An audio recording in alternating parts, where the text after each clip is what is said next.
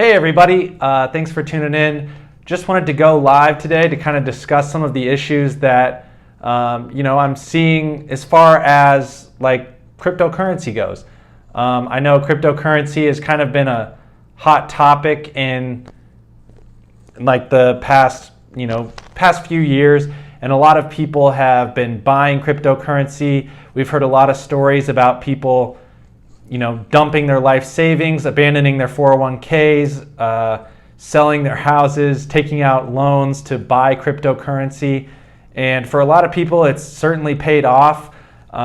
We've seen people with pretty small investments of $20,000, $30,000 that end up skyrocketing and going to over $1 million, which is an unbelievable return. And, because we've seen people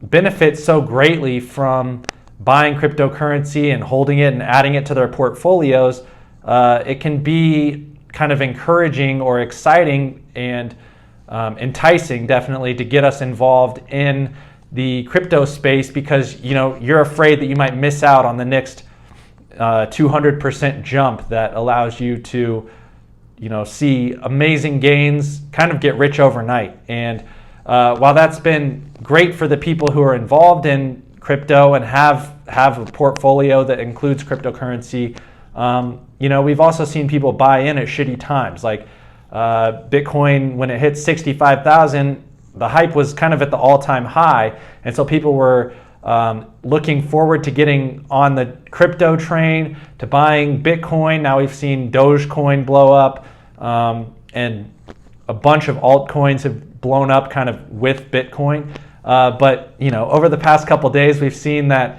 it's not the safest investment. If you bought Bitcoin at its all-time high of 65,000, and then you check your account today and you see that Bitcoin went all the way down to 30,000, that could be very scary. So with that, we've seen a lot of people saying like, well, cryptocurrency's over. I think it's time to get out if you haven't already. And for some people that might be the case after seeing that it's so volatile, and you can potentially lose a lot of money if you buy at the peak and then sell shortly after, when the market goes down 20% in a single day. You can potentially lose a lot of money. But the thing I would remind people of is look at crypto back in 2017, I think it was, or 2018, when Bitcoin surged from like $1,000 a coin all the way up to $20,000.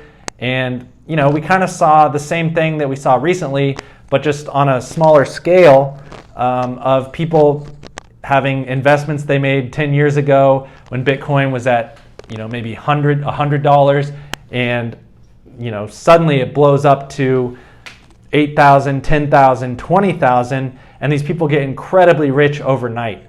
But then as kind of the hype wore off and people kind of moved on and thought about other things, cryptocurrency, the market went down. Bitcoin went all the way back down to like $3,000 or $4,000 from its peak of 20,000. And many people kind of forgot about it. If they didn't sell their holdings, they definitely just kind of, lost the interest in, becoming rich overnight thanks to a certain coin blowing up. And a lot of wealth was wiped out pretty quickly when Bitcoin fell from 20,000 to 3,000. And we're seeing the same thing right now, as Bitcoin went from 65,000, and then a few weeks later it was all the way down to 30,000. And we don't know if 30,000 is as low as it's going to go, or if it's going to continue to fall.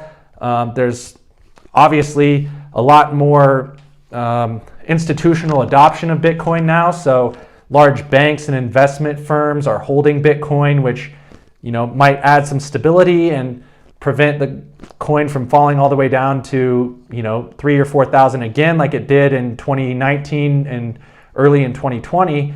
But I think with these investors and large corporations adopting Bitcoin, it's promising, and it could potentially hold the value of Bitcoin higher than that 3,000 or 4,000 that it fell to back a few years ago.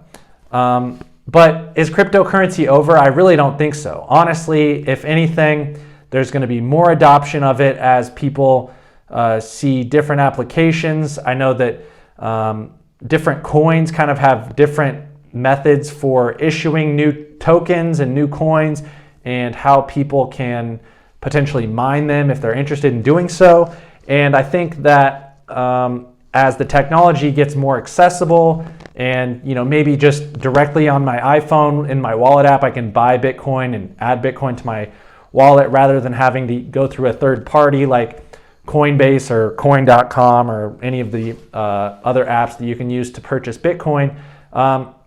I think it'll be more widely used. I think the popularity will come back after we've seen it kind of fall off over the last week or so. But I think cryptocurrency is an amazing technology that kind of goes beyond just an investment, and it goes beyond just a currency even. Some of the technology that that like Ethereum's based on is used in far more ways than just an exchange of money or investment vehicle. So a lot of that technology will continue to be adopted and will continue to make the internet better for individuals rather than big companies, big banking organizations. And I think that's another reason that cryptocurrency is going to hang on, is because people are realizing that over the past 100 years, big banks and investing institutions, they're kind of controlling markets. They're kind of making moves that don't necessarily help the people that are investing. They help the company itself to make more money. And things like Bitcoin and cryptocurrency and Ethereum and all that stuff, they allow for decentralization so that no one company holds all the power. No central bank is able to influence monetary policy and drive up drive inflation and all of the sort of negative things that are associated with these corporations and these organizations, government organizations, and others. But kind of dividing the power so that each individual holder of Bitcoin is able to, at least control the value of the currency itself, rather than just having some government agency say, well, I think this is happening in the world, and our monetary policy experts say that we need to print more money or just issue more dollars so that whoever can have more money in their bank account. But at the end of the day, you're not really helping anything. You're driving inflation, and it might help the economy temporarily, but might have negative effects down the road. So I think that's kind of the more important part of cryptocurrency, is dividing the power up, decentralizing the power that money holders have, and allows for kind of advancement of people that in the past haven't been represented in the financial world. So that could mean that we have new ways of investing in crypto that benefit everyone because it's accessible. That could mean we have access to new technologies that allow people to maybe take out loans or have access to different investment vehicles based on cryptocurrency, and not based on purchasing a company's stock or investing in a private company.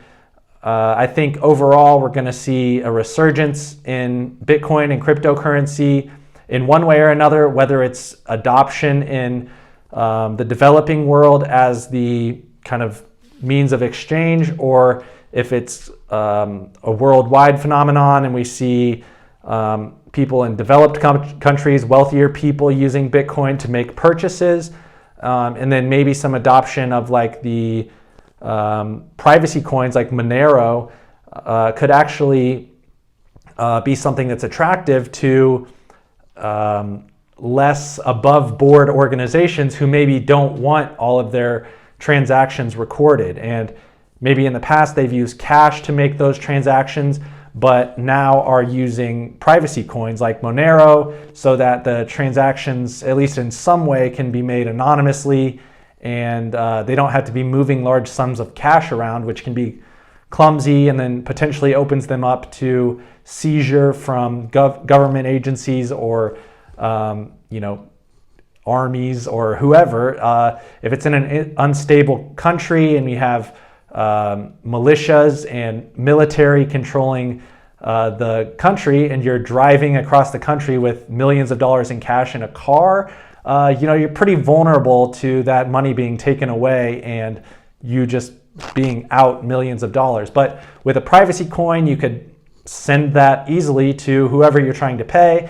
It hopefully wouldn't be intercepted by a government or a military or a militia or whoever, and you would be able to make those purchases. So those are just a couple things I wanted to talk to you guys about as far as cryptocurrency, Bitcoin goes.